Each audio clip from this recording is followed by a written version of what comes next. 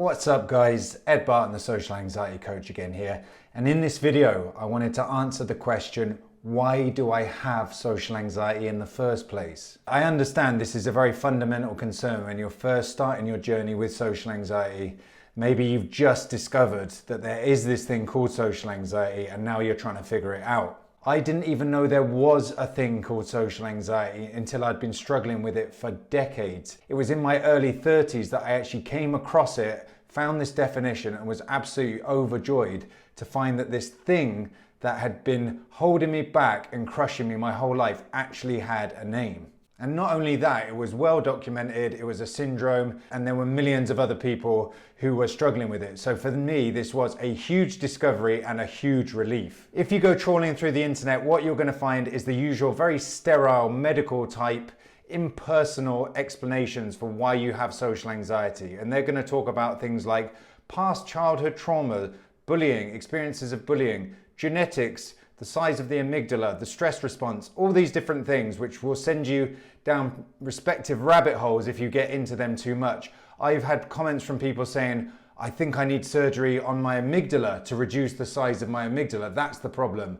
Oh, you know, it's this genetic thing. I've got a problem with genetics. Now, I understand that people do want to know where their problems come from, and I certainly did. But I also think there's a danger that we can get way too into it. Because as social anxiety sufferers, we are prone to overthinking, compulsive thinking habits. And what can happen is once you start hearing about social anxiety and the cause of it, you start going down all these rabbit holes thinking, yeah, I'm going to get some kind of like genome work and get my DNA reconstructed so that I can overcome this genetic aspect of it. Or I'm going to have this surgery on my prefrontal cortex or my amygdala to change the way my brain works. I've seen lots of kind of obsessive and misguided thinking about how to overcome it.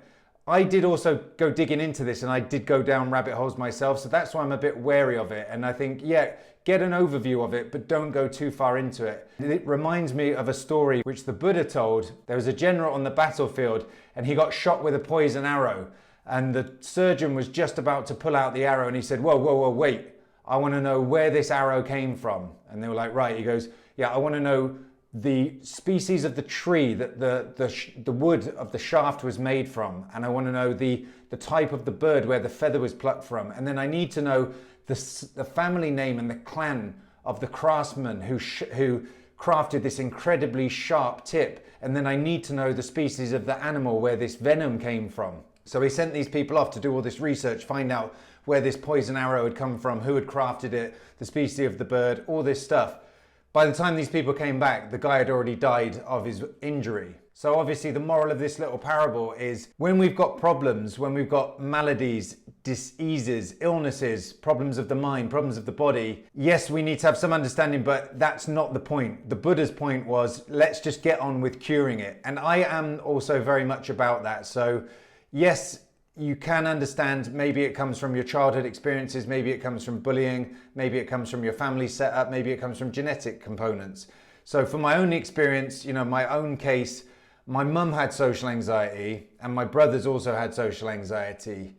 Now that could be a genetic predisposition, right? But there's also something called epigenetics, which means that the environment that you're put in determines the way your genes are expressed. So maybe there was this latent potentiality to develop social anxiety, but under different conditions, this might not have happened. If I was from an affluent middle-class family where maybe my dad had more of a stronger role to offset the role of my mother, then I wouldn't have developed it at all. But as it was a perfect storm. My mum had these problems. I was directly and primarily under her control. She was a very dominating figure. My dad wasn't involved to offset or offer any more rational, realistic ways of thinking. So I essentially downloaded her worldview and her way of thinking wholesale.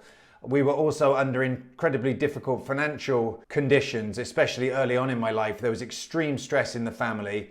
I was around all kinds of dysfunction, drug abuse, suicide attempts. So my stress response was completely ramped up. Even if there wasn't a genetic component, then I may well have developed it anyway, just because of all these other things. So I wouldn't get too much caught up in this, if you can help it, because you can go down an endless rabbit hole. Is it my amygdala? Was it my past experiences? Yeah, it may well be, but really, I think the most important thing is to focus on where we are right now. You've discovered that you potentially have social anxiety.